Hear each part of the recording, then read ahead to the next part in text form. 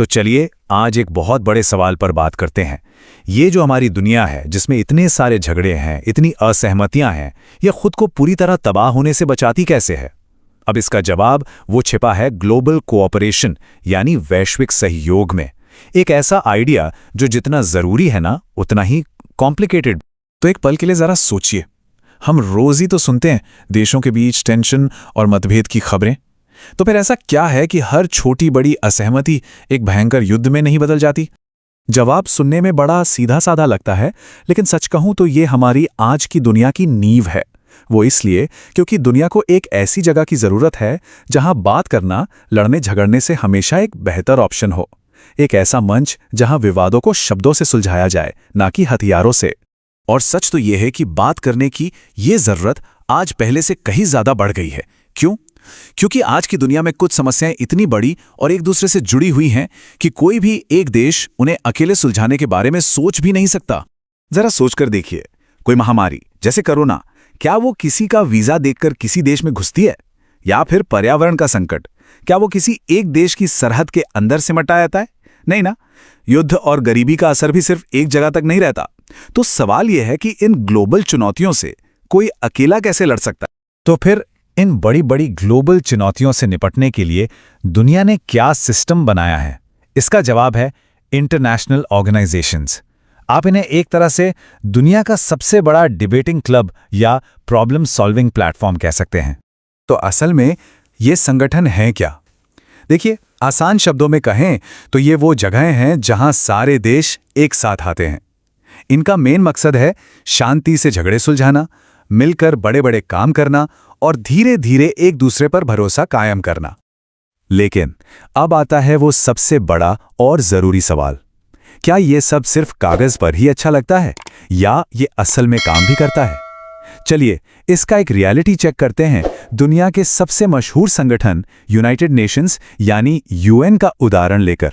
अच्छा, तो सबसे कॉमन क्रिटिसिज्म क्या है इनका? यही कि इनका काम करने का तरीका बहुत धीमा हो सकता है और इस वजह से ये कमजोर नजर आते हैं। जैसे 2006 में जब लेबनान में संकट आया तो यूएन का जो रिस्पांस था वो इतना धीमा था कि जब तक कोई मदद पहुंचती तब तक तो हालात हाथ से निकल चुके थे। और जाहिर है इसकी वजह से उनकी बहुत आलोचना हुई। लेकिन इस आलोचना के जवाब में एक बहुत मजबूत तर्क भी है। जैसा कि भारतीय डिप्लोमैट शशि थरूर ने एक बार कहा था, jaw jaw is better than war war. मतलब बातचीत करना युद्ध करने से हमेशा हमेशा बेहतर है। इसका सीधा सा मतलब है भले ही बातचीत में महीनों या साल लग जाएं, ये फिर भी उस तबाही से तो बेहतरी है जो एक दिन की लड़ाई में हो सकती है। एक और शिकायत जो हम अक्सर सुनते हैं वो है निराशा की भावना। मतलब जब दुनिया में बड़े बड़े संकट चल रहे होते हैं तो ये संगठन अक्सर हमें लाचार और बेबस नजर आते हैं और इससे आम लोगों का इन पर से भरोसा उठने लगता है। इस पर यूएन के एक पूर्व सेक्रेटरी जनरल डैग हैमरशोल्ड ने एक बहुत गहरी बात कही थी। उन्होंने कहा था कि यूएन का लक्ष्य मानवता को नर्क से बचाना है, उसे स्वर्ग तक ले जाना नहीं। ये लाइन इन संगठनों के असली मकसद को बिल्कुल साफ कर देती है कि इनका काम दुनिया को परफेक्ट बनाना नहीं बल्कि हालात को बद से बदतर होने से रोकना है। तो इन सभी तर्कों को एक साथ रखकर हम किस नतीजे पर पहुंचते हैं? क्या ये संगठन अच्छे हैं या बुरे?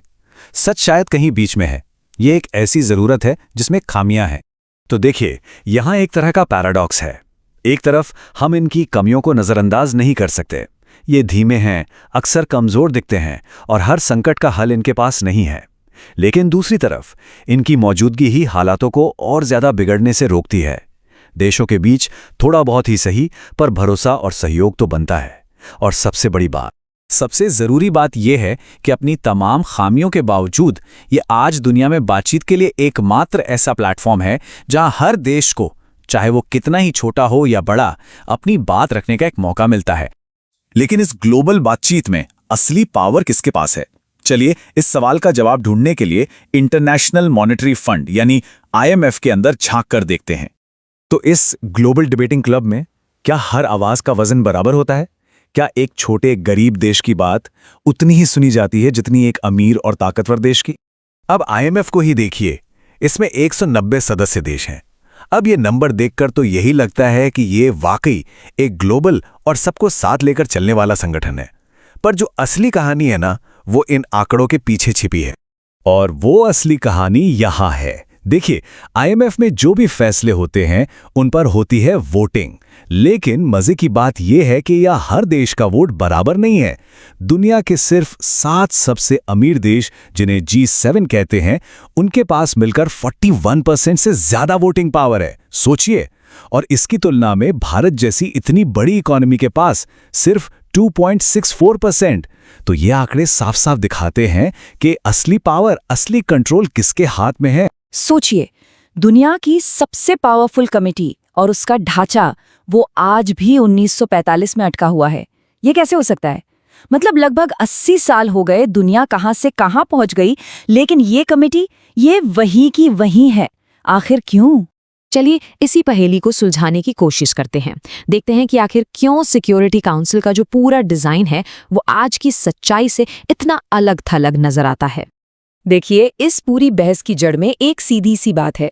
काउंसिल के जो 5 परमानेंट मेंबर्स हैं, अमेरिका, रूस, चीन, फ्रांस और यूके, जिन्हें हम P5 भी कहते हैं, ये सब कौन है? ये वो देश हैं जो दूसरे विश्व युद्ध में जीते थे। और कमाल की बात यह है कि तब से लेकर आज तक यही ढांचा चला आ रहा है, जबकि दुनिया तो पूरी तरह बदल चुकी है। तो ये सब समझने के लिए हमें थोड़ा सा टाइम में पीछे जाना होगा, ये समझने के लिए कि आखिर यूएन बना ही क्यों था। और इसकी कहानी शुरू होती है दूसरे विश्व युद्ध की तबाही से। असल में यूएन से पहले भी एक कोशिश हुई थी। एक संस्था थी, लीग ऑफ नेशंस। मकसद वही था, दुनिया में शांति बनाए रखना।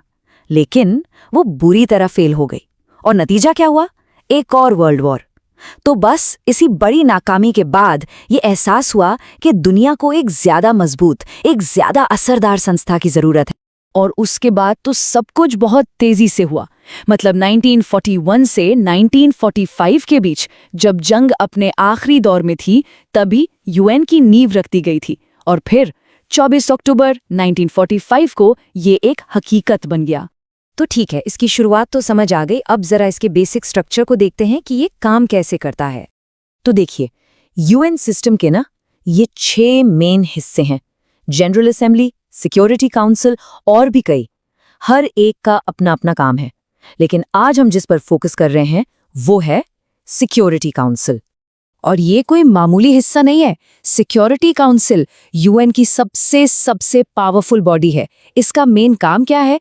पूरे दुनिया में शांति और सुरक्षा बनाए रखना। और ये इतना अहम इसलिए है क्योंकि इसके जो फैसले होते हैं वो लीगली बाइंडिंग होते हैं। मतलब सभी मेंबर देशों को वो मानने ही पड़ते हैं।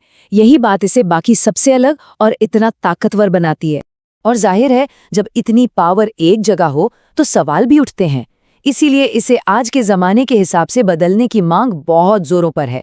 और बस यहीं से शुरू होती है सुधार की ये बहुत बड़ी बहस।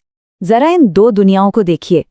एक तरफ 1945 की दुनिया, जब यूएन बना था, तब सिर्फ 51 मेंबर देश थे।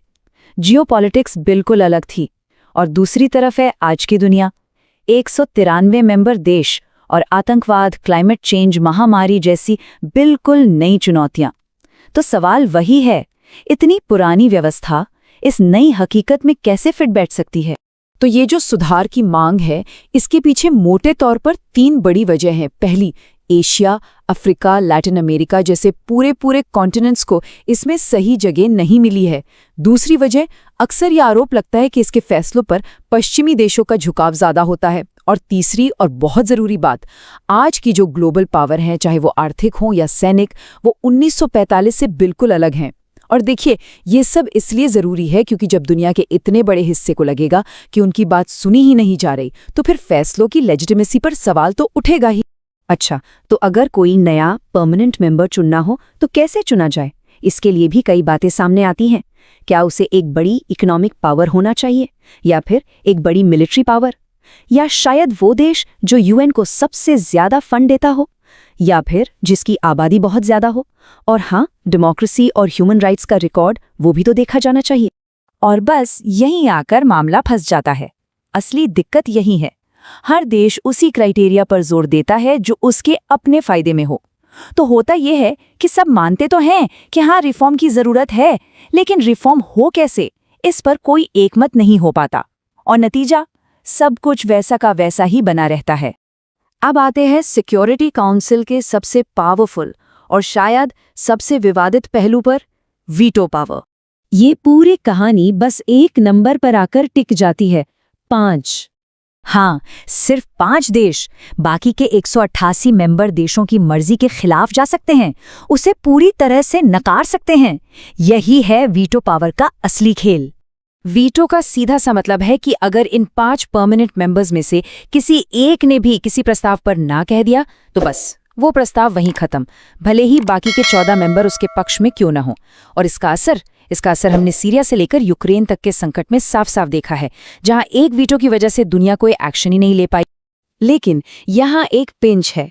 ये वीटो पावर सुनने में भले ही कितनी अनडेमोक्रेटिक लगे, पर सच तो ये है कि शायद इसी की वजह से यूएन आज भी टिका हुआ है। ये एक तरह से वो कीमत थी जो चुकानी पड़ी ताकि दुनिया की बड़ी बड़ी ताकतें इस संगठन में बनी रहें और इसका हश्र लीग ऑफ नेशंस जैसा ना हो। तो फिर सबसे बड़ा सवाल यही उठता है ना कि सुपर पावर्स और ये जो रोज नए नए संकट आ रहे हैं, इनके बीच क्या यूएन आज भी रेलेवेंट है? क्या इसकी कोई अहमियत है? चलिए इसी सवाल की गहराई में उतरते हैं। तो इस सफर में हम देखेंगे कि यूएन का काम कैसे बदल रहा है, जमीन पर इसके शांति अभियान कैसे चल रहे हैं, और हाँ, अंदर सत्ता के लिए क्या खींचतान मची हुई है। इन सब पर हम एक एक करके नजर डालेंगे। तो चलिए शुरू करते हैं। तो सबसे पहले तो ये समझना होगा कि संयुक्त राष्ट्र का काम अब वो नहीं रहा जो पहले हुआ करता था, मतलब सिर्फ देशों के बीच जंग रोकना नहीं। अब इसकी भूमिका बहुत बहुत ज्यादा बड़ी हो गई है। और इसी बदलाव का एक बहुत बड़ा उदाहरण है R2P, यानी रिस्पॉन्सिबिलिटी टू प्रोटेक्ट, या कहें कि रक्षा करने की जिम्मेदारी। ये कॉन्सेप्ट तो एक तरह से गेम चेंजर था। इसमें कहा कि भाई अगर कोई देश अपने ही लोगों को नहीं बचा पा रहा है तो फिर पूरी दुनिया को दखल देने का हक है। अब सोचिए, ये किसी देश की सॉवरेनिटी, मतलब उसकी अपनी आजादी के विचार पर कितना बड़ा शिफ्ट था। वो जो 2005 का वर्ल्ड समिट था ना, वो वाकई में बहुत ही महत्वपूर्ण था। उसी में पीस बिल्डिंग कमीशन बनी, ह्यूमन राइट्स काउंसिल की स्थापना हुई। कह सकते हैं कि ये संयुक्त राष्ट्र की तरफ से एक मजबूत कोशिश थी ये दिखाने की कि हाँ, हम आज की चुनौतियों का सामना करने के लिए तैयार हो रहे हैं। अच्छा, अब आते हैं पीस कीपिंग पर, यानी शांति स्थापना। ये यूएन का एक बहुत ही जाना पहचाना चेहरा है। बात हो रही है उन सैनिकों की जिन्हें हम सब ब्लू हेलमेट्स के नाम से जानते हैं, उनके नीले हेलमेट की वजह से। और ये वो लोग हैं जो दुनिया के सबसे खतरनाक इलाकों में तैनात रहते हैं। और इनकी संख्या जानते हैं कितनी है? 1 लाख से भी ज्यादा। सोच कर देखिए, ये तो दुनिया के कई देशों की पूरी सेना से भी बड़ी संख्या है। और ये पूरी की पूरी फोर्स सिर्फ शांति बनाए रखने के लिए काम करती है। वाकई ये एक बहुत बड़ा और बेहद मुश्किल काम है। आप लेबनान से लेकर कॉन्गो तक देख लीजिए, ये मिशंस हर मुश्किल जगह पर मौजूद हैं। और यहाँ ये जानना भी जरूरी है कि भारत जैसे देशों का इसमें बहुत बड़ा योगदान रहा है। उन्होंने लगातार इन खतरनाक मोर्चों पर अपने सैनिक भेजकर एक बहुत ही अहम भूमिका निभाई है। चलिए अब जरा जमीन से उठकर यूएन के सत्ता के गलियारों में चलते हैं, देखते हैं कि अंदर क्या चल रहा है और जानते हैं यहाँ सबसे बड़ी खींचतान किस चीज को लेकर है। वो है सिक्योरिटी काउंसिल में एक परमानेंट सीट हासिल करने की लड़ाई। और इस दौड़ में भारत का नाम सबसे आगे आता है। भारत का केस बहुत मजबूत है। दुनिया का सबसे बड़ा लोकतंत्र, पीस कीपिंग में शानदार रिकॉर्ड और एक उभरती हुई आर्थिक ताकत। भारत का तर्क भी एकदम सीधा सा है, भाई सिक्योरिटी काउंसिल अभी भी पुराने जमाने में जी रही है, उसे आज की दुनिया की हकीकत को देखना और अपनाना होगा। लेकिन देखिए, ये लड़ाई इतनी आसान नहीं है, ये बहुत उलझी हुई है। एक तरफ पाकिस्तान जैसे देश हैं जो इसका विरोध करते हैं, दूसरी तरफ जापान और जर्मनी जैसे दूसरे मजबूत दावेदार भी लाइन में हैं, और तो और अफ्रीका और लैटिन अमेरिका जैसे पूरे कॉन्टिनेंट्स को लगता है कि उनकी तो कोई सुनवाई नहीं हो रही। तो कुल मिलाकर ये एक बड़ा डिप्लोमेटिक डेडलॉक बना हुआ है। अच्छा, अब बात करते हैं उस एक ताकत की जिसका वजन यूएन में सबसे ज्यादा महसूस होता है। जी हाँ, हम बात कर रहे हैं अमेरिका के प्रभाव की। क्या आप जानते हैं कि यूएन के कुल रेगुलर बजट का लगभग 22% हिस्सा अकेले अमेरिका देता है? अब जाहिर सी बात है, जब पैसा इतना बड़ा हो तो ताकत और प्रभाव तो अपने आप ही आ जाता है। और ये कहानी सिर्फ पैसे पर खत्म नहीं होती। देखिए, यूएन का हेडक्वार्टर कहाँ है? न्यूयॉर्क में। यूएन में काम करने वाले बहुत से लोग अमेरिकी हैं। और सबसे बड़ी बात, अमेरिका के पास है वीटो पावर। तो कुल मिलाकर देखें तो अमेरिका का कंट्रोल वाकई में बहुत ज्यादा है। लेकिन इतनी अमेरिकी ताकत के बावजूद संयुक्त राष्ट्र की अहमियत कम नहीं हो जाती। क्यों? क्योंकि यही वो एक अकेली जगह है, वो एक अकेला मंच है जहां दुनिया के बाकी देश अमेरिका को घेर सकते हैं, उससे सवाल कर सकते हैं, उसे जवाबदेह ठहरा सकते हैं। अब तक हमने देशों की बात की, लेकिन एक और प्लेयर है जो अब बहुत ताकतवर हो गया है। ये है NGOs यानी नॉन गवर्नमेंटल ऑर्गेनाइजेशंस। कह सकते हैं कि ये ग्लोबल स्टेज पर दुनिया की अंतरात्मा की आवाज की तरह काम करते हैं। जैसे एमनेस्टी इंटरनेशनल को ले लीजिए या ह्यूमन राइट्स वॉच को। ये ऐसे ग्रुप्स हैं जो एक पहरेदार की तरह काम करते हैं। ये दुनिया भर में हो रहे गलत कामों को सबके सामने लाते हैं, सरकारों पर दबाव बनाते हैं। ये पक्का करते हैं कि मानव अधिकारों को यूं ही अनदेखा ना कर दिया जाए। ये बाहर से काम करने वाली एक बहुत बड़ी ताकत है। तो फिर सवाल उठता है कि भाई इतनी सारी कमियां हैं, इतनी दिक्कतें हैं, तो फिर UN की जरूरत ही क्या है? इसे बनाए क्यों रखा है? वेल, इसका जवाब छिपा है इसकी कभी ना खत्म होने वाली जरूरत में।